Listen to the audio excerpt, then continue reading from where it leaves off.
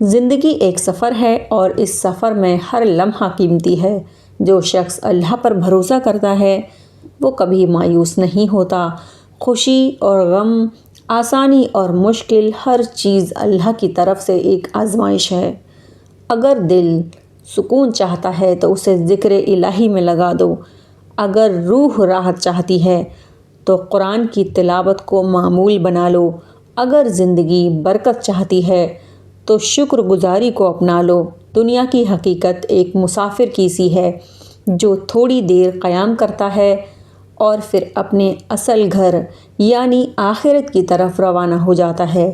اس لیے زندگی کو نیکی، محبت اور خدمت خلق میں گزارو تاکہ جب پلٹنے کا وقت آئے تو دل مطمئن ہو اور آنکھیں روشن۔ اللہ ہم سب کو ایسی زندگی گزارنے کی توفیق دے جو نہ صرف ہماری بلکہ دوسروں کی خوشیوں کا سبب بن سکے۔ آمین۔